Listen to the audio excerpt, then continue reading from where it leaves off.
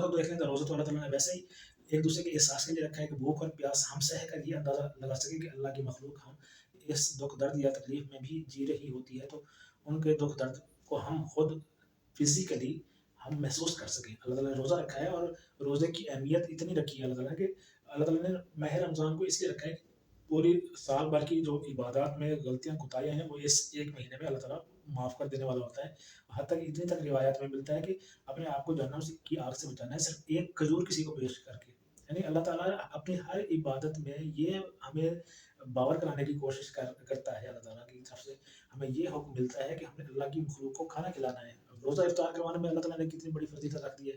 सिर्फ़ रोज़ा इफ्तार करना नहीं, अगर कोई बंदा मजबूर है, बीमार है, रोज़ा नहीं रख सकता, तो उसके लिए कफ़ारा क्या रखा है? जिसे आप पेनल्टी कह सकते हैं, अल्लाह ताला ने क्या रखी है कि आपने एक मिस्कीन को खाना खिलाना है।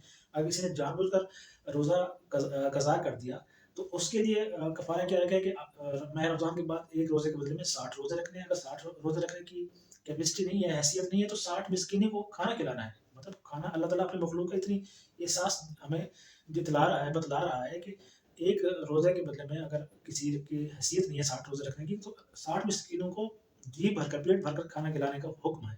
तो इसी तरीके से जब माह रमज़ान के आखिर में ईद उल फित्र का चाँद नज़र आता है, तो तब अल्लाह ताला ने लाज़िम करार दिया है कि ईद उल फित्र का चाँद नज़र आने से सुबह जब नमाज़ ईद उल फित्र पढ़नी, उससे पहले-पहले हमने अल्लाह की मखलूक में से तलाश करना है कि कौन मुस्तहिक है। अपने इलाके में मुस्तहिक को तलाश करके उनका फ़ितरा उन तक पहुँचाना लाज़िम है।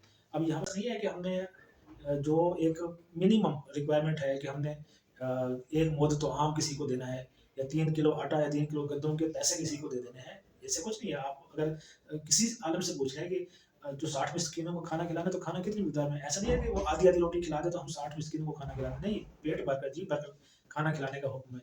फिर जो एक बंदे का फ़ितरा है, वो एक बंदे को ऐसा नहीं है, अगर 300 रुपए अगर मिनिमम फ़ितरा बन रहा है, तो हमने 300 रुपए 3 बंदों को डिवाइड कर दें, ऐसा भी नहीं है। कम एक बंदे का फ़ितरा एक, इसका मतलब ये है कि अल्लाह ताला ने ये लाज़िम करार दिया है, जैसे ईद का चाँद नज़र आए, हमने अपने गिरद-ओ-पेश में ज़रूरतमंद अफ़राद को ढूँढना है। ऐसा नहीं है कि हमारे दर पर कोई आ जाए, तो उसे 100-200 देकर हमने जान छुड़ा लेनी है।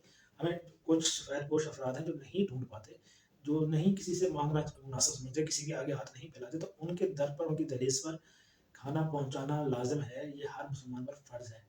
कुछ मैंने सुना है या मुझे जो मालूमात है कि कुछ उलमाए किराम की तरफ से ये एक पैगाम मिलता है कि आप हमें मोहल्ले के या शहर के मौलाना के पास आप सारा फ़ितरा उनके पास दे दें या उनके मदारिस को दे दें। तो उनके लिए एक अलग से चैरिटी ट्रस्ट होना चाहिए। जैसे कि स्कूल, कॉलेज, यूनिवर्सिटी या अस्पताल के लिए डोनर्स होते हैं, मदारिस के लिए भी ऐसे डोनर्स होना चाहिए। ये जो फ़ितरा है, ये सफ़ेदपोश अफ़राद जो नहीं माँगने वाले होते, उनकी दहलीज़ तक पहुँचाना होता है। इस